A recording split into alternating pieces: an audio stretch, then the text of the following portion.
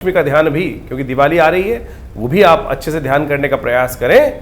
ओम अक्षास्त्रग परशुंगदेशु गुलशम पद्मं धनुष्कुंडिकां दंडं शक्तिमशं च चर्म जलजं घंटां सुराभाजनं शूलं पाशसुदर्शने च ददति हस्तै प्रसन्नाननां सेवे सैरिव मर्दनीमिहि महां लक्ष्मीं सरोजस्थिताम्। नमस्कार, स्वागत है आपका आचार्य वाणी में। मैं आचार्य डॉक्टर विक्रमादित्य आपके साथ हूँ और आज का विषय हमारा है कि वृषभ राशि वालों के लिए ग्रह नक्षत्रों का योग अक्टूबर के अंत में किस प्रकार का रहने वाला है। देखिए, अक्टूबर का अंतकाल जो है ना, वो चाहे ग्रह कितने ही खराब हो, लेकिन वो ऐसा योग बना रहे हैं कि आपको सबको ठीक करने की स्थिति आप उत्पन्न कर सकते हैं। दिवाली का सुंदर पर्व आने वाला है और दिवाली उत्सव आरंभ होने का योग, साथ साथ कई प्रकार के सुंदर योग, गजकेसरी योग और साथ साथ गुरुपुष्य योग, अहोई का योग, कई प्रकार के सुंदर अवसर पड़ रहे हैं जो संकल्प के द्वारा, पूजन के द्वारा, जो शास्त्र में प्रमाणित प्रयोग हैं, उनको कर कर आप कैसे ही कष्टों को दूर कर सकते हो। एक तो योग ऐसा बनने वाला है कि कैसा ही जीवन में अपमृत्यु का योग हो, उसको भी टाल सकते हैं आप। जी हाँ, एक दिया आपकी तमाम अपमृत्यु का योग भी काट सकता है। तो ऐसे में उन सब विधानों को हम आपके समक्ष उपस्थित करने वाले हैं। सही रूप से समझने का हमें प्रयास करना चाहिए। 21 तारीख की यदि हम बात करें, 21 अक्टूबर सोमवार का अवसर, पंचमी तिथि विद्यमान है। कार्तिक मास के कृष्ण पक्ष की पंचमी तिथि है और उस दिन सर्वार्थ सिद्ध योग सुंदर निर्माण है। ग्रह नक्षत्रों का परिवर्तन का योग बना हुआ है, लेकिन दिन आपके लिए ओवरऑल देखा जाए तो बहुत प्रॉस्परस रहता दिखाई दे रहा है। लाभ के योग प्रशस्त करता दिखाई दे रहा है। बृहस्पति के साथ चंद्रमा सुंदर रूप से गजकेसरी योग का निर्माण करके आपके लिए बैठे हैं। तो विश्वास करके कार्य कर लें, हिम्मत थोड़ी जगा लें, क्योंकि मंगल थोड़े कमज़ोर हैं। क्या करेंगे मंगल, जब आपकी किस्मत साथ देने को तैयार बैठी, लेकिन अब जब क्या होती, किस्मत में तैयार देने को बैठी लेकिन हिम्मत नहीं कर पा रहे हैं, तो हिम्मत जगाइए साहब। सुंदर रूप से भगवान शंकर का सुबह सुबह ध्यान करें और थोड़ा सा अभिषेक करें और लग जाएं। आपके लिए दिन अच्छा है, कहीं नहीं कुछ नहीं, पॉजिटिव करने के रास्ते आपके लिए बना रहे हैं। सर्वार्थ सिद्ध योग है, नए कार्य को आरंभ करने के लिए दिन अच्छा है, पॉजिटिव है बिल्कुल। किसी प्रकार का मन में भेदभाव ना लाएं, जहाँ केवल आपकी हिम्मत की ज़रूरत है। आप निचड़े हुए नींबू में से भी रस निकाल सकते हैं, ऐसा योग बना हुआ है, तैयार है। इसलिए हम तो आपको बताने का प्रयास कर सकते हैं। शनि वक्री हैं, लेकिन इस बारे में थोड़ा थोड़ा मन कर सकता है, अरे नहीं होगा, ऐसा नहीं होगा, वैसा नहीं होगा। सब होगा, आप करने का प्रयास कीजिए, केवल हिम्मत की ज़रूरत है, तो आपके लिए अच्छा रहेगा। मंगल पराक्रम भाव में कमज़ोर होकर बैठे हुए हैं, उनको शक्ति देने का प्रयास करना है आपको। और वो तो लगातार चलेंगे, लेकिन उनको उपाय लगातार करते रहेंगे। तो इसलिए हमने पहले बताया था आपको, मंगल का उपाय लगातार करते रहिएगा, नहीं तो वो बनी बनाई चीज़ बिगाड़ सकता है। 22 तारीख मंगलवार का दिन भी आ गया। चलिए हम बात कर लेते हैं। मंगल की बात कर रहे थे। ग्रह नक्षत्र आपके लिए जिस प्रकार के बनकर आ रहे हैं, वो कहीं ना कहीं आशीर्वाद से मेवा देने को तैयार बैठे हैं। चंद्रमा परिवर्तन करके जा चुके हैं द्वितीय भाव में, और ये अच्छे ही हैं, खराब नहीं है आपके लिए। आपके माता पिता का जितना आशीर्वाद आपके साथ रहेगा ना, बस वो आपके वारे न्यारे होने के योग बन जाएंगे। मंगल जो कमज़ोर है उसको भी ठीक करने के लिए हनुमान जी का स्तवन कर लीजिए, फिर क्या दिक्कत रहेगी। कर लेंगे, सब अच्छा होगा, रास्ता बनता दिखाई देगा। षष्ठी तिथि है, मंगलवार का अवसर है, कार्तिक का मास चल ही रहा है, तो जल्दी उठें, सुबह स्नान करें और भगवान का स्तवन करते हुए सूर्य भगवान को जल देकर कार्य करने का प्रयास करें। नहीं तो क्या होगा, आलस में पड़े रहोगे तो शरीर दर्द करता रहेगा, ये सोच लीजिए। ग्रह नक्षत्र योग बना रहे हैं इस वक्त, शरीर ऐसा लगेगा, मन नहीं करेगा, उठूं ना उठूं, कार्य करूं ना करूं, ये स्थिति रहेगी इन दिनों। लेकिन इससे निजात पाने के लिए एक ही रास्ता है कि उठो, चलो, जागो, उत्तिष्ठ जागृत प्राप्त वरान निबोधिता, जो उपनिषद का वाक्य है ना, उठो, जागो, चलो, और जब तक बन बैठो तब तक सफलता ना प्राप्त कर लो। यही सूत्र है आपके लिए। और भारतीय संस्कृति सोने वाली संस्कृति नहीं है। भारतीय संस्कृति कहती है, जो जागत है सो पावत है, जो सोवत है सो खोवत है। ध्यान रखते हुए कार्य करें। मंगल रहेंगे कमज़ोर, 4 महीने रहने वाले हैं कमज़ोर, उसको ठीक करने का तरीका यही सूत्र जो हम आपको बता रहे हैं। 23 तारीख बुधवार, सप्तमी तिथि, भद्रा का योग है और साथ साथ मध्याह्न काल में राहु काल भी विद्यमान रहेगा। नए कार्यों को आरंभ करने के लिए थोड़ा सा बचना चाहिए, 1:30 बजे तक तो कम से कम ध्यान रखें। इस बात का ध्यान रखते हुए कार्य करेंगे तो अच्छा रहेगा। सप्तमी तिथि है, बुधवार है, कार्तिक के कृष्ण पक्ष की, तो ऐसे में ग्रह नक्षत्रों को समझना चाहिए। ग्रह नक्षत्र आपके लिए अच्छे हैं, खराब नहीं है। कुछ ग्रह खराब है, उनके बारे में हमने आपको बताया, उनको ठीक करने के लिए बता देते हैं। एक उपाय, गौ सेवा करें, गाय को पालक खिलाएं, हो सके तो गणेश जी को दूर्वा अर्पित करें। एक उपाय करके आप रास्ते बना सकते हैं, बंद रास्ते भी खोल सकते हैं। 24 तारीख का दिन परिवर्तन का दिन है, बहुत सुंदर परिवर्तन का योग बन रहा है और ऐसे में ये परिवर्तन आपको लाभ की स्थिति बना सकता है। और ऐसे में गजकेसरी योग, विशेष तौर पर योग बन रहा है गुरुपुष्य योग, अहोई अष्टमी का योग। अहोई अष्टमी असंभव को संभव करना, भक्ति के द्वारा असंभव को संभव करना दिखाती है। कथा सुनी होगी आपने, बड़ी साधारण कथा है।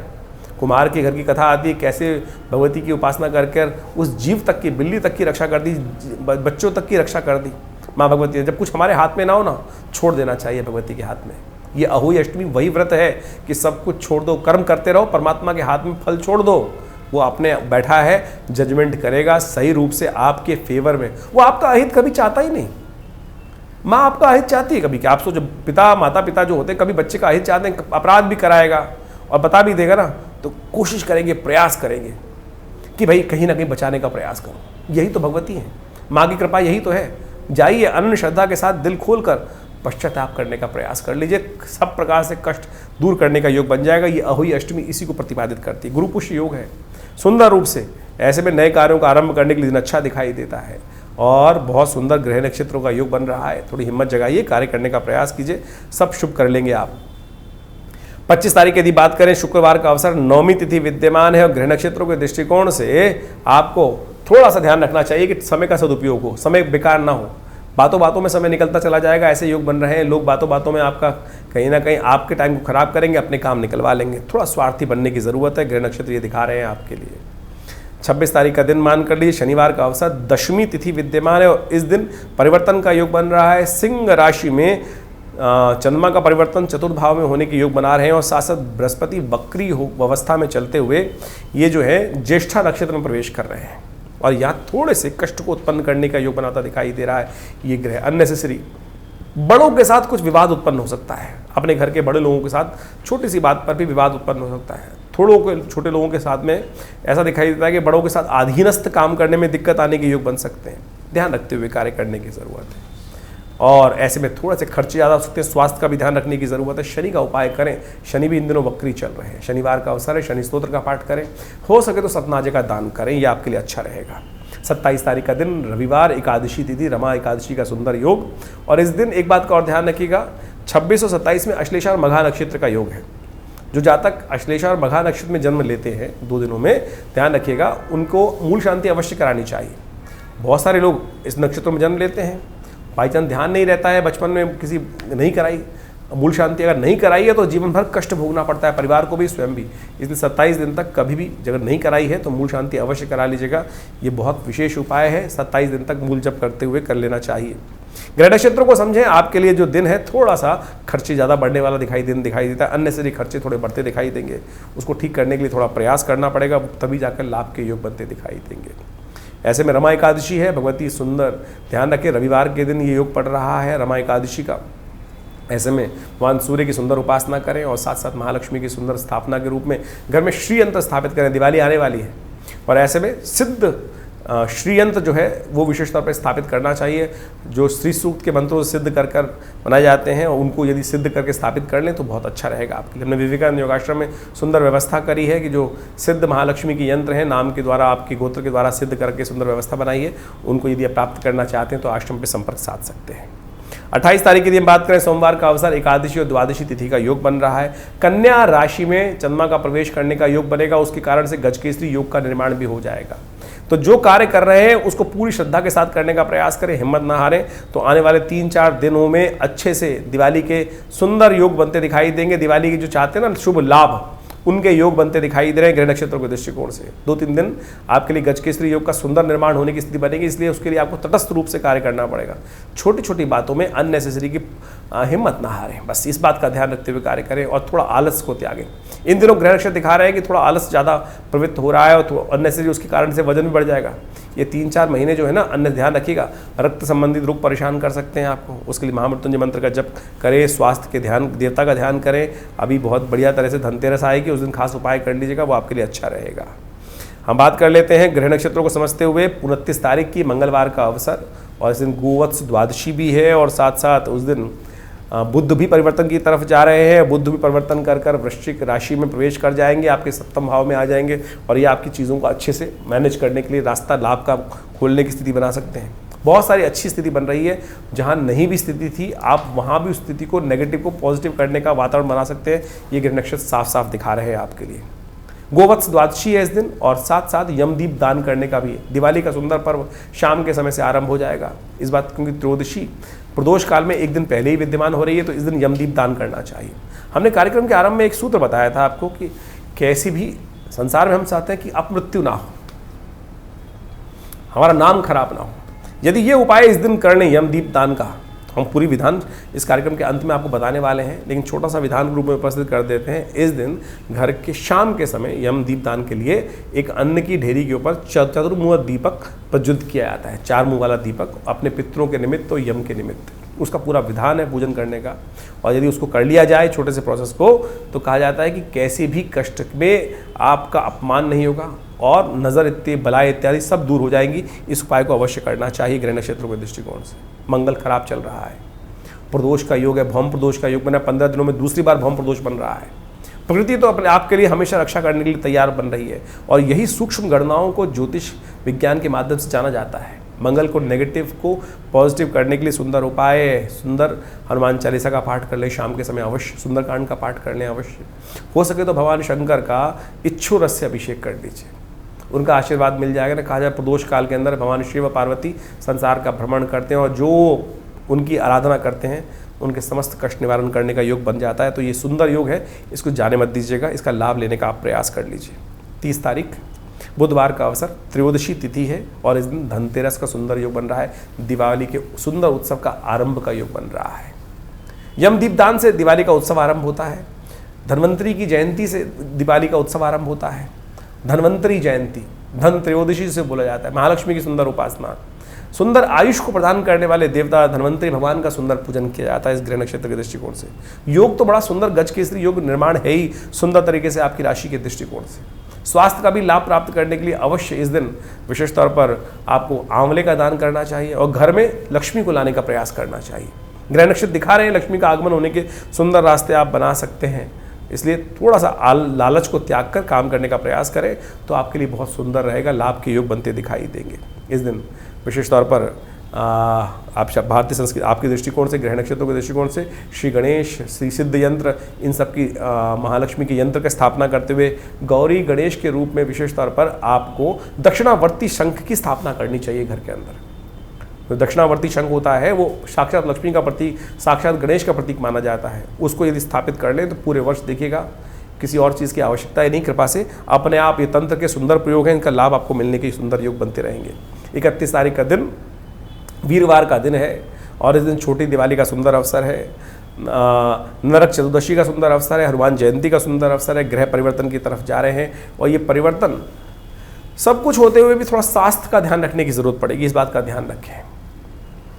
थोड़ा सा क्या होता है, ओवर एक्सर्शन से थोड़े खर्चे बढ़ने के योग बनते दिखाई देंगे, तो स्वास्थ्य का भी ध्यान रखने की ज़रूरत है। हनुमान जी का सुंदर स्तवन करें, सब प्रकार से हनुमान जी रक्षा करेंगे। दोपहर के समय हनुमान जी को चूल्हा चढ़ाइए, हनुमान जी का जन्मदिवस है उस दिन, भगवान विष्णु की सुंदर उपासना करें। शालिग्राम जी की सुंदर पूजन करने के उपरांत उनको विशेष तौर पर उनका चरणामृत ग्रहण अवश्य कीजिएगा, यह आपकी सब प्रकार से रक्षा करेगा। अकाल मृत्युहरणम सर्वव्याधि विनाशनम विष्णु पादुत्कम पित्वा पुनर्जन्म न विद्यते, ये दिव्य उपाय है। क्योंकि 2-3 दिन के लिए ग्रह नक्षत्र थोड़े से हल्के रहेंगे, इसका ध्यान रखते हुए कार्य करना आपके लिए अच्छा रहेगा। ये भगवान विष्णु की उपासना करने से सब प्रकार से कल्याण के योग आपके लिए अवश्य बनेंगे। ग्रह नक्षत्रों के दृष्टिकोण से चतुर्दशी तिथि उदया तिथि के रूप में विद्यमान है, और ग्रह नक्षत्रों का परिवर्तन होकर आपके लिए धर्म भाव का उदय होने का योग बनेगा। चंद्रमा परिवर्तन करके करीब 11:15 बजे के आसपास तुला राशि में प्रवेश करेंगे, और यह आपके लिए सुंदर रहेगा। धर्म का उदय करने का योग बनेगा, धर्म में आस्था जाएगी। हनुमान जयंती भी है इस दिन, और बृहस्पति वीरवार के दिन हनुमान जयंती का सुंदर योग बन रहा है। साथ साथ नरका चतुर्दशी का भी सुंदर योग बन रहा है, और इस दिन विशेष तौर पर एक प्रयोग अवश्य करना चाहिए। इस दिन सुबह सूर्योदय से पहले स्नान करना चाहिए, और एक आपामार्ग का पेड़ का पत्ता, छोटी सी बूटी होती है जिसको चिड़चिटा बोला जाता है, उसको रात को ही उखाड़ के रख लेना चाहिए, और अपने सिर से वार कर स्नान इत्यादि करने के उपरांत उपटन लगाकर तिल का तेल से स्नान करना चाहिए। यम के निमित्त जो विशेष तौर पर 14 मंत्रों के द्वारा तर्पण करने का विधि है वो अवश्य करना चाहिए स्नान के उपरांत, और उसके बाद यम के पुत्रों के निमित्त 2 दीपक घर के बाहर जलाने चाहिए, और उसके बाद यम का पूजन करने के बाद फिर भगवान हनुमान जी की उपासना करनी चाहिए, और साथ साथ भगवान विष्णु की उपासना करनी चाहिए। ये सब शास्त्र में वर्णित उपाय है, और दीपावली के संबंध में भी बता देते हैं। वैसे तो हम दीपावली के संबंध में बहुत सारी भ्रांति इस समय में उत्पन्न हो रही है कि दिवाली कब मनाई जाए। दीपावली का सुंदर पर्व 1 तारीख का रहेगा। दीपावली का सुंदर पर्व 1 तारीख का शास्त्र के दृष्टिकोण से रहना चाहिए। दीपावली के संबंध में आजकल बहुत सारे वीडियोस में लोगों ने कुछ भ्रांति उत्पन्न करने का प्रयास किया है। कहा गया है कि दीपावली जो है वो रात्रि में अमावस्या होनी चाहिए, तब दीपावली मनाई जाती है। और इस बार हो क्या रहा है, ग्रह नक्षत्रों के दृष्टिकोण से हमें समझना चाहिए कि जो ग्रह नक्षत्रों का योग जो है, अमावस्या जो है, वो विशेष तौर पर 1 तारीख की हम गणना करें तो शाम को करीब करीब 6:15 बजे के आसपास तक है। और दिल्ली में हम सूर्यास्त की बात कर रहे हैं तो करीब करीब सूर्यास्त जो हो रहे हैं 5:30 बजे के आसपास हो रहे हैं। तो ऐसे में प्रदोष काल में सुंदर, शास्त्र कहता है कि प्रदोष काल में यदि अमावस्या मिल जाए तो वही श्रेष्ठ काल है भगवती महालक्ष्मी का पूजन करने के लिए। जो लोग भ्रांति उत्पन्न करने का प्रयास करें, रात्रि में, प्रदोष काल रात्रि ही का ही प्रथम पहर मान लिया जाता है, तो उसमें रात्रि में अमावस्या मिल रही है, उदय तिथि अमावस्या मिल रही है, तो औचित्य ही नहीं है कि आप 31 तारीख को दीपावली मनाएं। ऐसा कोई शास्त्र में वर्णन नहीं है। कुछ लोग भ्रांति उत्पन्न करने का प्रयास कर रहे हैं और वो कह रहे हैं प्रदोष काल में हम उस दिन पहले ही मिल जाएगा, उदय तिथि मिल रही है और प्रदोष काल में जा रही है 1 तारीख को अमावस्या, तो फिर किस बात का? स्वाति नक्षत्र भी जो विद्यमान है वो रात्रि में मिल रहा है, तो फिर क्यों विशेष तौर पर हम भ्रांति में फंसे? कुछ लोग तथाकथित तौर पर ज्योतिष को गलत रूप से उपस्थित करने का प्रयास कर रहे हैं। शास्त्र में वर्णित है प्रदोष काल में जिस दिन अमावस्या शुद्ध रूप से विद्यमान है और धर्म सिंधु, निर्णय सिंधु इत्यादि में इस बात को प्रतिपादित किया गया है, तो आप इस बात का ध्यान रखते हुए कार्य करें। कुछ लोग जबरदस्ती धर्म के प्रति भ्रम उत्पन्न करने का प्रयास करते हैं। 1 तारीख को ही दीपावली का सुंदर पर्व रहेगा, उसको इसी प्रकार से मनाने का प्रयास करेंगे तो बहुत सुंदर रहेगा। महालक्ष्मी की सुंदर पूजन 1 तारीख को ही। तो अभी आपने दिन पर दिन किस प्रकार के ग्रह योग बनेंगे उसको समझा। अब ये समझ लीजिए कार्तिक का महीना यह बड़ा अद्भुत महीना है। कार्तिक के महीने में कहा जाता है भगवान विष्णु के निमित्त जो अनेक आराधनाएं की जाती हैं वो समस्त प्रकार के कार्तिक महात्म्य में बताया गया है, समस्त प्रकार के मनोरथों को सिद्ध करती हैं। कार्तिक का महीना उत्सवों का महीना है और देवउठनी एकादशी भी इसी महीने में आती है, तो इसलिए इस पूरे मास में भगवान विष्णु की यथाशक्ति पूजन करने का हमें प्रयास करना चाहिए। दिवाली, अनेक प्रकार के उत्सव, वो सब इसके अंदर आ ही रहे हैं। अहोई अष्टमी, करवा चौथ, ये सब के सब इसमें आए। अभी आपने सब इसके बारे में महत्व सुना। अभी आने वाले समय में विशेष तौर पर देवउठनी एकादशी, तुलसी पूजन, समस्त प्रकार के अद्भुत उत्सव इसमें आएंगे। देव दिवाली का भी सुंदर उत्सव भी इसी कार्तिक के महीने में आता है। तो ये कार्तिक के महीने में श्रद्धा के साथ भगवान विष्णु की पूजन, साथ साथ महालक्ष्मी के पूजन करने का जो शास्त्र में विधान है, ये छोटी छोटी परिपाटियाँ नहीं हैं, ये वास्तविक तौर पे हमारे जीवन से कष्टों को दूर करने के लिए अद्भुत जो मुहूर्त है, इसका हमको उपयोग करने का प्रयास करना चाहिए। हमने सिलसिलेवार तरीके से आपको समस्त दिनों के उत्सवों के संबंध में जो भ्रांतियाँ वो भी बताई, आपके भविष्य में किस प्रकार के सुंदर योग बन रहे हैं वो भी आपको समझना चाहिए। और ज्योतिष विज्ञान के माध्यम से इन समस्त सूत्रों को यदि समझकर आप जीवन में उतारने का प्रयास करें। देखिए आजकल ज्योतिष जो है ना, वो वास्तविक तौर पर केवल शुष्क ज्योतिष लोगों को करने का प्रयास किया जा रहा है, आध्यात्म के साथ जोड़ा ही नहीं जा रहा है। वैदिक ज्योतिष, आपने कॉन्सेप्ट सुना होगा वैदिक ज्योतिष का। वैदिक ज्योतिष को वास्तविक तौर पर पुरानी कथाओं के माध्यम से ही समझाया गया है और हर चीज को, हर सूत्र को हमारी भारतीय संस्कृति में कथा के साथ जोड़ दिया गया है। उस कथा का आदि भौतिक, आदि दैविक अर्थ भी होता है। यदि उन अर्थों को समझकर आप उन सूत्रों को समझ लें कि किस प्रकार से हमें कौन कौन से उपाय कर लेने चाहिए जो हमारे जीवन में कष्टों का निवारण करें, वही इस ज्योतिष का उद्देश्य है। और उन समस्त सिद्धांतों को ही हम इस कार्यक्रम के माध्यम से आपके समक्ष रखने का प्रयास करते हैं। तो जो उपाय हमने बताए, चाहे वो दिवाली के उपाय हों, चाहे वो धनतेरस के उपाय हों, और धनतेरस के दिन विशेष तौर पर शास्त्र के दृष्टिकोण से जो हमने आपको बताया कि यमदीप दान का एक मुहूर्त बताया था आपको। दिवाली का ही मेन उत्सव है, उसको अच्छे समझ लें कि किस प्रकार की हमारे यहाँ दिवाली 1 दिन की या 2 दिन की दिवाली नहीं होती। आमतौर पे क्या होता है, छोटी दिवाली, बड़ी दिवाली एक भ्रांति के रूप में लोगों के मनोमस्तिष्क में आ जाती है, लेकिन दिवाली भारतीय संस्कृति में 5 दिन की मनाई जाती है, जो धनतेरस से आरंभ होती है और विशेष तौर पर जाती है भैया दूज तक। ये दिवाली का महापर्व है और दिवाली का महापर्व जो है मृत्यु के देवता से आरंभ होकर मृत्यु के देवता पे ही समाप्त होता है। धनतेरस के दिन यमदीप दान, यम पूजन करने का नियम बताया जाता है और अंतिम में यम द्वितीया के साथ ये मुहूर्त आरंभ होता है। यानी भारतीय संस्कृति में इस बात को समझें कि किसी भी चीज का भय नहीं है।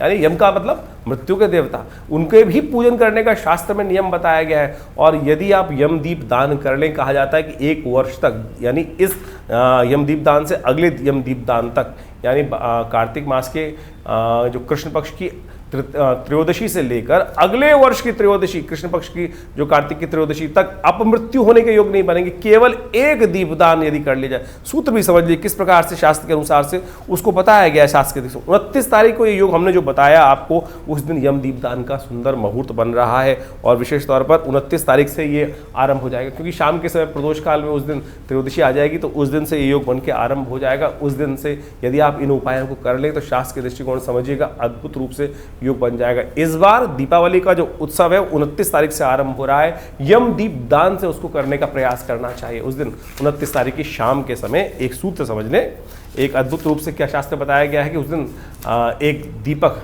चौमुखा दीपक लेकर अपने घर के दक्षिण दिशा में उसको प्रज्वलित करना चाहिए यम के नाम पर। और विशेष तौर पर इसको प्रज्वलित करने के लिए यम दीप दान करने की जो व्यवस्था की जाती है, कहा जाता है कि इस दीप को यदि एक दिन उस दिन जला दिया जाए, अन्न की ढेरी बनाकर एक आटे का चौमुहा दीपक लेकर वहाँ पे यमाय नमः इस प्रकार के मंत्र का उच्चारण करते हुए यदि उस दीप को जला दें और उससे पहले उस दीप की आरती अपने पूर्वजों के निमित्त दक्षिण दिशा में दिखाकर अपने पितरों को दिखा दें, तो ये केवल एक दीपदान आपको 1 वर्ष तक किसी भी प्रकार की अपमृत्यु से, यानी अपमान के होने के योग, आपके नाम को खराब होने के योग, कैसे भी कष्ट हो उनसे रक्षा करने का ये अद्भुत रूप से उपाय शास्त्र में बताया जाता है। तो ये अवश्य कर लेना चाहिए शास्त्रीय दृष्टिकोण से।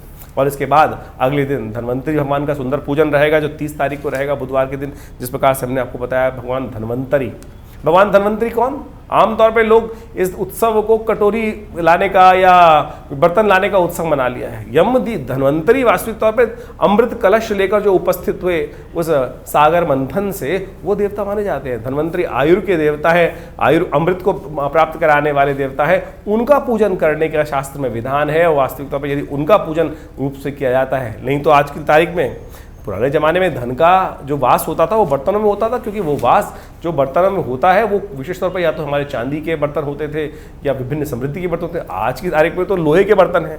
यदि उनको घर ला रहे हैं तो शनि को घर लाने का प्रयास कर रहे हैं। तो इसलिए इसको बर्तनों का उत्सव ना बनाएं, सुंदर रूप से शास्त्र के विधान के अनुसार से सुंदर उनका पूजन करके आरंभ करने का प्रयास करें तो बड़ा सुंदर रहेगा। उस दिन जो 30 तारीख को योग बन रहे हैं, त्रयोदशी उदया तिथि के रूप में विद्यमान रहेगी। सुंदर पूजन उनका करने का प्रयास करें तो अद्भुत रूप से आपके कल्याण के योग बनेंगे। भगवान धन्वंतरी का सुंदर पूजन करें। भगवान विष्णु के स्वरूप में उनका पूजन किया जाता है शास्त्र के दृष्टिकोण से, और वो आयुष को प्रदान करने वाला माना जाता है। 31 तारीख को छोटी दिवाली का भी पर्व है, जिसको कहा जाता है हनुमान जयंती। नरक चतुर्दशी का सुंदर योग पड़ रहा है। कहा जाता है इस दिन सुबह सुबह जब सूर्य उदय से पहले स्नान कर लेना चाहिए और अपने पूरे शरीर पर तेल का मर्दन करना चाहिए। तिल के तेल का मर्दन करना शास्त्र में बताया गया है। और एक अपामार्ग का पेड़ होता है, कहा जाता है कि इस अपामार्ग के पेड़ को अपने सिर पे से वार कर रख देना चाहिए एक तरफ, जिससे नज़र बजर अलाय वलाय सब निकल जाए। और सूर्य उदय से पहले इस प्रोसेस को करने का नियम शास्त्र में बताया गया है। और उसके साथ साथ जैसे ही सूर्य उदय से पहले स्नान करने के उपरांत अपने घर के बाहर मुख्य दरवाजे पर 2 दीपक, जिनको यमराज के रूप में ही उपस्थित किया जाता है, 2 श्वानों के रूप में उनको 2 दीपक वहाँ जला दी जाते हैं और उनको जला के रख देना चाहिए और उनका पूजन, ये पूरा यमदीप दान होगा इस बार। क्योंकि यमदीप दान एक दिन पहले पड़ रहा है, लेकिन आमतौर पर यदि त्रयोदशी पूरी रात प्रदोष काल तक विद्यमान होती है तो शाम को यमदीप दान किया जाता है। लेकिन ये यमदीप दान जो है वो एक दिन पहले इस बार हो गया है। तो इसका जो 31 तारीख को सुबह सूर्योदय से पहले इस प्रोसेस को पूरा किया जाएगा। और कहा जाता है इस प्रोसेस को यदि पूरा कर लिया जाए तो समस्त प्रकार के कष्टों का निवारण करने का योग बनता है। इसके साथ साथ हनुमान जयंती मध्य पर्व में आएगी। दोपहर के समय सुंदर रूप से हनुमान जी का सुंदर चूरमा बनाकर घर में भोग लगाए उसके बाद, और उनका पूजन करें बड़े आनंद के साथ। और साथ साथ नरक का भी संहार भगवान कृष्ण ने इसी दिन किया था। तो उनके निमित्त विशेष तौर पर सुंदर पूजन करने का, शाम को शालिग्राम भगवान का पूजन करते हुए कार्य किया जाना चाहिए। और इस दिन अभ्यंगम का भी शास्त्र रूप 14 भी कहा जाता है। तो उपटन लगाकर, जो सुबह सुबह का प्रोसेस है कि जो तिल के तेल में उपटन लगाकर अपने पूरे शरीर पर मर्दन करना, उसके बाद यम के निमित्त तर्पण किया जाता है 14 मंत्रों से, जो दक्षिण की दिशा में बैठकर 14 मंत्रों के द्वारा तर्पण करने की शास्त्र में विधि बताई गई है। यम के समस्त 14 मंत्रों का उच्चारण करते हुए वो तर्पण अवश्य करना चाहिए। ये अभ्यंग जो विशेष तौर पर जो रूप 14 का पूर्ण विधेय बताया गया, उसके बाद 2 दीप जलाए जाते हैं घर के बाहर सूर्योदय से पहले मुख्य दरवाजे के दोनों भागों पर। तो अवश्य इसका पूर्ण नियम करना चाहिए। और 1 तारीख को दिवाली का सुंदर पर्व रहेगा। ये दिवाली का पर्व बड़ा आनंददायक पर्व है, लेकिन कुछ लोगों ने भ्रांति उत्पन्न करने का प्रयास कर दिया है कि दिवाली कब मने, 31 तारीख को। क्या कारण क्या है कि लोगों को अज्ञान तो है नहीं। अब जो रात्रि के समय अमावस्या का प्रयोग करते हुए लोगों ने बहुत सारी भ्रांति उत्पन्न करने का प्रयास किया। देखिए 1 तारीख को सूर्योदय के साथ साथ प्रदोष तक, यानी करीब करीब शाम को 6:15 बजे तक आपको अमावस्या मिल रही है। और प्रदोष काल प्रशस्त है। यदि प्रदोष काल के अंदर सुंदर योग बने तो उस दिन कोई दिक्कत नहीं है, उसका पूजन कर लेना चाहिए। तो शाम के समय यदि प्रदोष काल में जो अमावस्या आपको मिल रही है तो उसमें उसका पूजन किया जाए। 31 तारीख का दिवाली का कोई औचित्य बनता ही नहीं है, क्योंकि उस दिन दोपहर के बाद करीब करीब 3 बजे के आसपास अमावस्या आई और लोगों ने कई भ्रांति उत्पन्न करने का प्रयास कर दिया। स्वाति नक्षत्र भी आपको 1 तारीख को ही मिल रहा है और साथ साथ शाम के प्रदोष काल तक। तो प्रदोष काल में ही महालक्ष्मी का पूजन करना सबसे श्रेष्ठ माना जाता है। प्रदोष काल में अमावस्या है आपके पास, उदय तिथि शुद्ध रूप से विद्यमान है, तो कोई भ्रांति उत्पन्न करने की जरूरत नहीं है। सीधा सीधा सूत्र है कि प्रदोष काल के अंदर जिस सुंदर रूप से उदय तिथि के रूप में अमावस्या विद्यमान है तो उसी दिन दिवाली का सुंदर पर्व रहेगा। इसमें कोई भ्रांति उत्पन्न करने की कतई जरूरत नहीं है। शास्त्र विधि के अनुसार से बड़ा श्रेष्ठ कहा गया है। इसके अगले दिन गोवर्धन का पूजन रहेगा। 2 तारीख को गोवर्धन भगवान विष्णु के निमित्त अन्नकूट का पूजन किया जाता है और प्रदोष काल में भगवान विष्णु का सुंदर पूजन करते हुए भगवान का सुंदर स्तवन करें, भगवान कृष्ण का अन्नकूट इत्यादि का प्रसाद सुंदर रूप से बनाया जाता है। तो वो भी कार्यक्रम जो रहता है वो भी बड़ा अद्भुत रूप से शास्त्र के अंदर वर्णित है और ये सारे के सारे कर्म अवश्य करने का प्रयास करना चाहिए। एक बात और, ये गोवर्धन का जो दिन माना जाता है जिसके अंदर प्रतिपदा के दिन ये योग बनाया जाता है, कार्तिक मास के शुक्ल पक्ष की प्रतिपदा के दिन, ये वो मुहूर्त है कि जिस दिन जैसा करोगे पूरे आने वाले 365 दिन तक वैसा आपके साथ होगा। और आप समझें कि आमतौर पे क्या होता है, लोग देर तक जागरण करते हैं, उसके सुबह देर में उठते हैं तो पूरा साल ही आलस्य में रहता है। तो इस दिन कम से कम सुबह जल्दी उठकर भगवान का सुंदर स्तवन करें, भगवान कृष्ण का स्मरण करें, समस्त प्रकार से कष्टों को दूर करने के लिए अन्नकूट इत्यादि का पूजन करें, भगवान पर विश्वास रखते हुए कार्य करें और गोवत्स गाय का पूजन करें। गो क्रीड़ा का भी शास्त्र में विधान बताया जाता है, भगवती का पूजन करने का शास्त्र में विधान बनाया जाता है। तो इन सब चीज़ों को करके सुंदर रूप से समय निकालने का प्रयास करेंगे तो बड़ा अच्छा रहेगा। आनंद भाव से रहें, गुस्से में ना रहें, आलस में ना रहें, क्योंकि ये जैसा हमने कहा 365 दिन तक वैसा ही होने के आपके साथ योग बनेंगे। आमतौर पे नए साल के दिन लोगों ने कह देते हैं रेजोल्यूशन पास कर लो, आज जो करोगे वैसा पूरे साल बनेगा। वो 1 जनवरी का नहीं है भाई। मुहूर्त वो विशेष तौर पर कार्तिक के शुक्ल पक्ष की प्रतिपदा के दिन का मुहूर्त है। तो इस दिन यानी गोवर्धन वाले दिन इस बार 2 नवंबर को योग पड़ रहा है, तो आनंद के साथ उस पर्व को मनाने का प्रयास करें। और साथ साथ इसके बाद दीपावली का अंतिम पर्व जो होता है वो होता है यम द्वितीया, भाई दूज का पर्व। कहा जाता है कि यमुना जी भगवती जो यमराज जी की बहन है और इस दिन यमुना जी ने बड़े सत्कार के साथ यमराज जी को बुलाया था और कहा था कि कभी आप हमारे घर नहीं आते हैं। तो उस दिन यमराज जी ने कहा कि मैं अवश्य आऊँगा। और कहा जाता है शास्त्र के दृष्टिकोण से उस दिन अपने घर में भोजन नहीं करना चाहिए, बहन के घर जाकर ही भोजन करने का नियम है और बहन भाई की दीर्घायु के लिए उसको तिलक करती हैं। तो ये अवश्य नियम पालन करने का प्रयास करना चाहिए। भारतीय संस्कृति के अद्भुत पर्व हैं और इन सब मुहूर्तों के अंदर आपको कोशिश ये करनी चाहिए दीपावली पर्व के अंदर अपने घर में सिद्ध महालक्ष्मी का यंत्र स्थापित करें, साथ साथ दक्षिणावर्ती शंख स्थापित करने का प्रयास करें। ये महालक्ष्मी का साक्षात प्रतीक माना जाता है और महालक्ष्मी का साक्षात प्रतीक माना जाता है समस्त कष्टों को निवारण किया था। जब दिवाली का पूजन करें आप दीपावली के दिन, यानी जो इस बार दीपावली का जो 1 नवंबर को सुंदर पर्व पड़ रहा है, उस दिन पूजन के अंत में भगवती को कमल के पुष्पों की एक विशेष तौर पर शैया प्रदान की जाती है। और पूजन के अंत में यदि कमल के पुष्प नहीं मिल रहे हैं तो मखानों को ले सकते हैं आप और मखानों को लेकर सुंदर तो एक प्लेट में रखकर उनके समक्ष उपस्थित करने का प्रयास करें। और महालक्ष्मी का पूजन विशेष तौर पर श्री सूक्त के मंत्रों से करेंगे तो बहुत श्रेष्ठ रहेगा। उस दिन यज्ञ इत्यादि करें, आनंद भाव से कार्य करने का प्रयास करें। ये एक सिद्ध मुहूर्त हैं ये सब के सब। तो अवश्य इन सब मुहूर्तों में सुंदर रूप से पूजन करते हुए कार्य करने का प्रयास करेंगे तो अद्भुत रूप से आपके जीवन में समस्त कष्टों का निवारण करने का योग बनेगा। सिद्ध महायंत्र विशेष तौर पर महालक्ष्मी का सिद्ध यंत्र अवश्य स्थापित करना चाहिए महालक्ष्मी, और पूरे वर्ष उनकी पूजन करने की सुंदर व्यवस्था बनाने का प्रयास करना चाहिए। और ये समस्त प्रकार के आपके अनिष्टों को दूर करने का योग बनाती हैं ये सारी चीज़ें। और शंख, दक्षिणावर्ती शंख इस दिन यदि घर में स्थापित करें तो कहा जाता है साक्षात महालक्ष्मी का प्रतीक माना जाते हैं ये सब निधियाँ। तो अवश्य शास्त्र के दृष्टिकोण से इन सुंदर मुहूर्तों का लाभ लेते हुए कार्य करने का प्रयास करें, बहुत आनंद रहेगा।